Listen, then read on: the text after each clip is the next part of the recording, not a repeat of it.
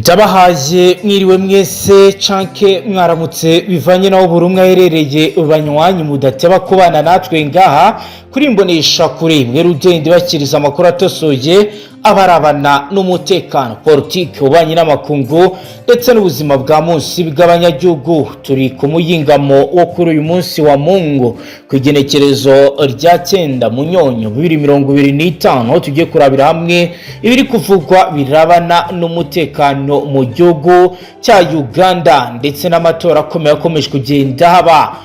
Museveni kuri ubu yamaze gutanga gasopi komeye ku banyakenya bigize inzobere mu myigaragambyo ndetse kuri ubu bashinjwa kuba baragize uruhare rukomeye mu myigaragambyo ikomeye yo kwa mama Samia Suluhu Hassan, aho rero itangazwa ko Museveni ubutasi CMI bwamaze kuba amakuru yuko abanyakenya bashaka guteza kavuyo muri Uganda. Turareba uko bimeze ni mu gihe kandi turi buze kureba uko bihagaze kwa Caguranyi, aho rero bitangazwa ndetse bikanemezwa ko abarwana cyakabe barenga 100 batawe muri yombi, bikaba rero ibi bijyanye n'imbi komeje kugenda bigaragara muri iki gihugu cyitegura amatora mu minsi iri imbere. Ni mu gihe kandi turi buze kuraba ibiri kugenda bitangazwa n'uyu mugabo ndetse n'ibyo agiye gukora. Benshi mu bakurikiranira hafi biri ko baravuga ko Muhoozi Rugaba nawe yafashe ya mbere akavuga uti umusaza agomba kujya ku butegetsi ku kibi n'ikiza.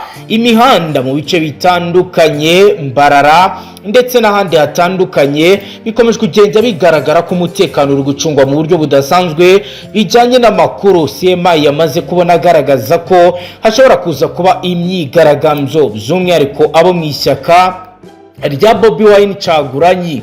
Benshi bavuga ko ashobora kuba afite ibihugu byinshi by'umwihariko byo mu burengerazuba bw'isi bimukoresha mu nyungu runaka, ndetse kuri ubu binagaragara ko hakomeje kugenda hagaragara ibidasanzwe. Nivyo rero tugiye kuraba turaba kandi kuri page ikomeye yanditseho Politique itosoye y'amakuru arabana n'umutekano amatora Politique mu gihugu cya Uganda. Turebe uko bimeze, turaza kandi no kubabwira byinshi ko biri kugenda bigaragara ku mutwe usanzwe urwanya bikomeye igihugu cya Uganda.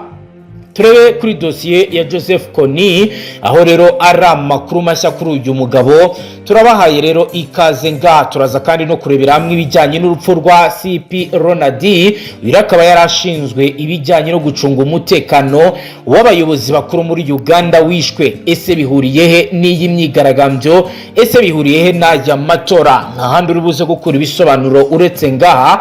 Cyusabwa rero nta kindi ubane natwe nga tuzobereye cyane mu birabana n'umutekano politique ubanye n'amakungu ndetse n'ubuzima bwa munsi bw'abanyagihugu. Hitusho ndasabone maze ibibera muri aka karere ujye ubibona wicariye iwawe muri saro ndetse n'ahandi tukugerera hose, tukaraba ibiba biri kugenda bitangazwa ndetse n'ubwiro bukomeye buba butarabasha kujya ku karubanda, tukaba uwaba mbere mu kukubwira ibiri kugenda biba. Reka dutangure inkuru yacu turabe uko bihagaze i Kampala muri Uganda. Yoweri Kaguta Museveni yemeje ko abanyakenya babiri binjiye muri Uganda gushyigikira Robert Caguranyi uzwi nka Bobi Wine mu bikorwa byo kwiyamamaza bamaze kurekurwa nyuma yo gufungwa iminsi 38 bashinjwa guteza imyivumbagatanyo mu gihugu cya Uganda. Aba banyakenya babiri ni uwitwa Bob Nganji ndetse na Nicholas Oyo bageze muri Uganda mu kwezi kw'icyenda 2025 bashaka gushyigikira Bobi Wine uri mu bikorwa byo kwiyamamaza kuyobora iki gihugu cya Uganda mu matora ateganyijwe mu ntango za 2026 kwigenekerezo rya mbere ukwezi kwa gitugu 2020 ukwezi kwa 2025 nibwo rero aba banyakenya byari byemejwe ko bari muri Uganda bafunzwe. Aro byaje kuba byiza ku itariki ya mbere Munyonyo abo banyakenya babiri baje kuba bagaragara ko bamaze kuba barekurwa nk'uko bigaragara mu kiganiro Perezida Museveni yagiranye n'urwego rw'itangazamakuru rwa Uganda UBC kwigenekerezo rya 8 Munyonyo 2025. Yavuze ko aba bagabo bashinjwa guteza imyivumbagatanyo kandi bamaze kurekurwa ndetse bashyikirizwa ambasade ya Kenya muri Uganda. Yagize ati muri Uganda dufite ubutasi bukora neza. Hari abanyakenya babiri batawe mu minwe bamenywe bamaze igihe hano ndabazi, nubwo rero ntibuka amazina yabo. Baraje bakorana n'itsinda rya caguranyi bigize inzobere mu myigaragambyo. Minisitiri w'ububanyi n'amahanga wa Kenya Mulasia Madavadi yatangaje ko kurekurwa kwabo basore byanyuze mu biganiro bya diplomasi hagati ya Kenya ndetse na Uganda, kandi ko ari intambwe ibanziriza kubasubiza iwabo. Nyuma yo kurekurwa Nganji na Oya bavuze ko banyuze mu bihe bitoroshye, aho bari bafungiye mu kigo cya gisirikare cya Kasenyi giherereye Entebbe, nk'uko ngo bakorewe iyicarubozo, aho Ngagi yavuga ko yamaze iminsi 14 atarya. Ni mu gihe ariko igisirikare cya Uganda UPDF kwigenekerezo rya 22 mu gitugu 2025 cyari cyasuye itangazo rivuga ko abagabo batafungiwe muri kasho ya gisirikare yariyo yose muri Uganda mu mpera za 2 z'ukwezi kw'icyenda uyu mwaka, ubwo muri Uganda hatangiraga ibikorwa byo kwiyamamaza mu matora ya perezida. Abarwanashyaka b'ishyaka UNP rya Bobi Wine n'abandi bamushyigikiye bakunze gusakirana n'inzego z'umutekano, bamwe bagatabwa muri yombi. Inzego z'umutekano za Uganda ziravuga ko batabwa muri yombi baba barimo gushaka gukora ibikorwa binyuranyije n'amategeko birimo guteza imyigaragambyo no kurwanya izo nzego, ariko ishyaka NUP rikavuga ko ibi byose bikorwa ku mpamvu za politike. Amatora yo muri Uganda zaba ku itariki ya 15 ukwezi kwa mbere 2025. Kugeza ubu rero bamwe mu bakurikiranira hafi ibiri kugenda biba ntabwo wabumvisha uburyo ki ibiri kugenda biba bidahura n'ibibazo bya politike, aho Robert Kyagulanyi wiyamamaza kuyobora igihugu cya Uganda yatangaje ko abayoboke be 100 batawe muri yombi mu bikorwa byakoranywe ubugome mu ijoro ryo kwigenekerezo rya 7 ukwezi kwa Munyonyo 2025, ubwo yaragiye kwiyamamariza imbarara. Mu butumwa nyije ku rubuga rwa X, Kyagulanyi wamamaye mu muziki nka Bobi Wine yavuze ko abatawe muri yombi harimo n'abakandida ku mwanya w'abadepite bahagarariye ishyaka rye National Unity Platform. Ati ibyo bari kunyuramo birakomeye cyane kuko bamwe bazahajwe n'uburibwe bukomoka ku bikomere batewe no gukubitwa bikomeye. Ikibabaje nuko abambitswe amapingu nubwo bari no muri kasho za polisi. Kugeza ubu impamvu aba bayoboke n'abandi baturage bari hano biyamamarije bafunzwe ntabwo iramenyekana, ndetse n'ibyabakurikiranyweho ntabwo bizwi. Abafunzwe basanze abandi 10 bafungiye muri gereza yitwa Lira n'abandi 20 bafungiye muri gereza yitwa Kiruhura. Ati turasaba ubutegetsi gufungura abavandimwe bacu bose kuko ari abere. Karukurayige yavuze ko batazacibwa intege n'ibikorwa by'uburucantege bashyirwaho, ndetse bakomeza n'ibikorwa byabo bya politike nk'uko yabigaragaje, akagaragaza ko biteguye ibishoboka byose kugira ngo barwanirire ibikomeje kugenda biba. Mu makuru twahawe n'abari guturuka mu bice bitandukanye bya Uganda baratubwira ko ibikorwa byo kwiyamamaza bikomeje, ndetse rimwe na rimwe usanga hari ahantu Kyagulanyi yamamariza ndetse nawe Kaguta Museveni ari hafi aho hari abamwamamaza. Byose rero biragenda biba mu bice bitandukanye, ariko rimwe na rimwe biravugwa kandi bikanemezwa ko hari ibice bigenda bigaragaramo ihohoterwa rikorerwa bamwe mu bayoboke ba NUPD nk'uko rero bigaragara. Ariko kugeza ubu abakurikirana politike ya Uganda baravuga ko Museveni kuri ubu akomeje kugenda abona abamushyigikira bitandukanye n'uruhande rwa Bobi Wine. Ariko we kuri ubu ngubu akaba akunzwe cyane na bamwe mu rubyiruko bagenda bagaragaza ko bashyigikiye ibijyanye n'ibitekerezo bye. Bavuga ko Museveni ashaje, ko bakeneye ko yaruhuka. Ibiro ni ibibaye mu gihe SP Ronald Mutabazi wari ushinzwe umutekano w'abayobozi bakuru muri Uganda yapfuye urupfu rutasobanutse mu ijoro ryo kuwa 5 rishyira ku wa 6. Mutabazi yari umupolisi mukuru muri polisi ya Uganda, yabarizwaga mu ishami rishinzwe kurwanya iterabwoba.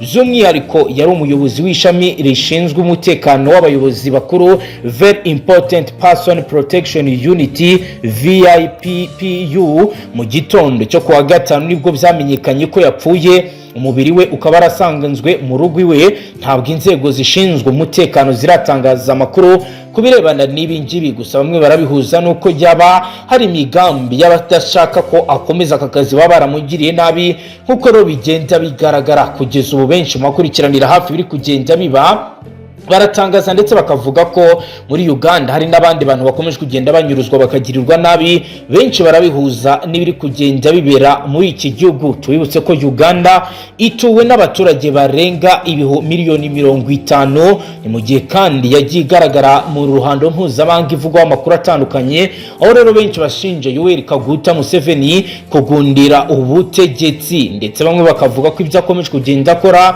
bituma hari bamwe mu banyapolitike batabona uko bakora. Ariko kenshi byagiye bigaragara ndetse bikagenda bivugwa ko ibigenda biba byose Museveni we afite urukundo abanyagihugu, nkuko rero byagiye bivugwa. Kuri ubu biravugwa kandi bikemezwa ko Muhoozi ahagaze ku ruhando rw'imbere mu bakomeje kugenda bagaragara mu bikorwa byo kugira ngo ise abashe gutorwa. Ese uyu Muhoozi ni muntu ki? Nawe uvugwaho ko ashobora kuba abangamira bikomeye bamwe mu batavuga rumwe n'ubutegetsi bwa se. Ni umugaba mukuru w'ingabo za Uganda General Ken Rugaba Muhoozi, ni imfura ya President Yoweri Kaguta Museveni ndetse na Janet Kataha, yavukiye mu buhungiro ku itariki ya 24 z'ukwezi kwa 4 1974 i Dar es Salaam muri Tanzania.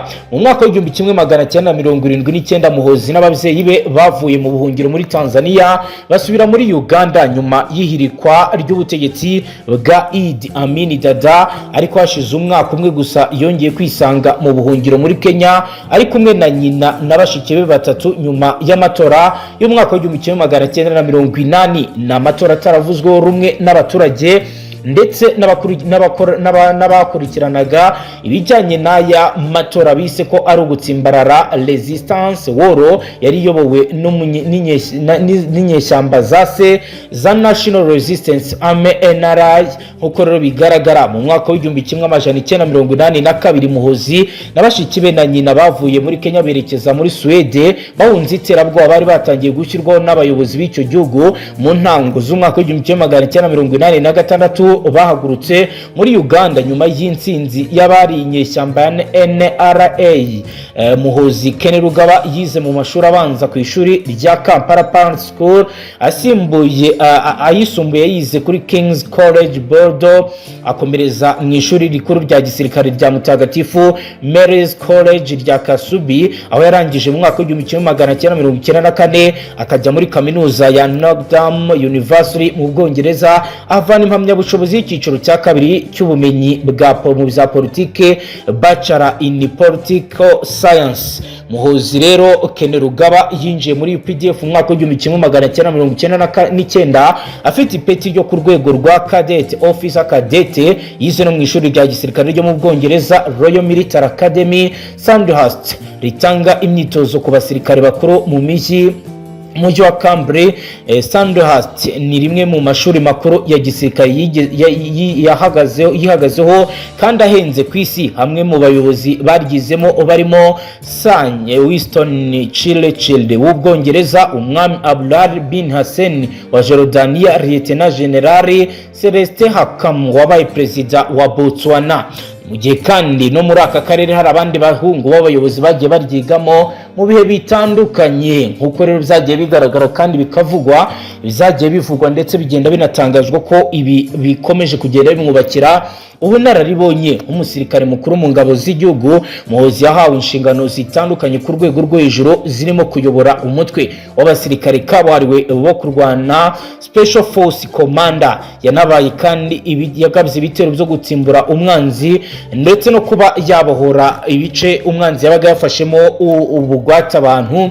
Nkuko rero bigaragara muri 2004 yanayoboye itsinda ryagize uruhare rukomeye mu gikorwa cyo kubohora abantu bari bafashwe bugwate n'inyeshyamba barimo abakozi batatu bo mu biro bya Minisitiri w'amazi, ubutaka n'ibidukikije Miria Mutanga.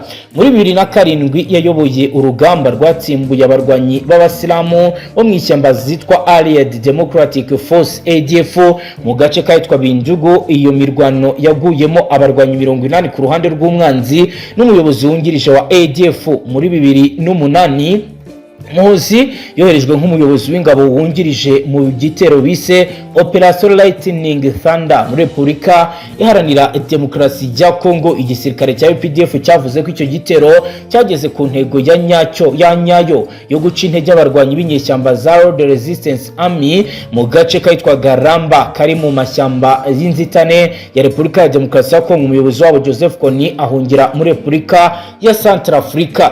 Abantu babana na Muhoozi umunsi ku wundi bavuga ko ari umuntu urangwa no gutega amatwi n'ubushishozi, uzi gukemura ibibazo, ucisha make kandi akamenya gusabana n'abantu b'ingeri zose ari abasirikare, abanyapolitiki, abacuruzi. Agakunda no gusoma cyane ibitabo bivuga ku gisirikare no kuri politike. Nawe ubwe yanditse igitabo yise Battle of Uganda Resistance, a traditional of Muhoozi. Akunda kandi siporo zitandukanye, anashyigikira amakipe atandukanye, arimo ikipe y'igihugu y'umupira w'amaguru ya Uganda Cranes. Mu bwana bwe General Muhoozi Kainerugaba yakinnye basketball mu ishuri rya St Mary's College Kisubi, yiga imikino njyarugamba martial arts. General Kainerugaba Muhoozi akunda gutembera no guhura n'abantu bafite ibitekerezo by'ingirakamaro biturutse mu mico y'ahantu hatandukanye. Abamuzi neza bemeza ko yakuze arangwa no gutinya Imana nk'umuntu w'umukristo kuva yakwiyemeza kuba umukizwa akiri mu ishuri ryisumbuye. Nk'uko rero bigaragara, akaba rero ari ibigwi bikomeye by'umusirikare ukomeje kugenda agaragaza ko isi agomba gutorwa ku kibi n'ikiza, akagaragaza kandi ko bagomba gukora ibishoboka byose ibintu bikagenda neza. Yigeze kurwanya Joseph Kony, ari nawe tugiye gukomerezaho amakuru yacu tukareba ibivugwa kuri uyu mugabo, aho urukiko mpuzamahanga mpanabyaha rwa International Criminal Court ICC rwemeje ibyaha 39 by'intambara n'ibyaha byibasiye inyoko muntu bishinjwa Joseph Kony, umuyobozi w'umutwe wa RRA urwanya ubutegetsi bwa Uganda. Rimuzero twinjirane kuri page nayo turebe ibiri kugenda bitangazwa ahanga birabana n'ibiri kugenda biba.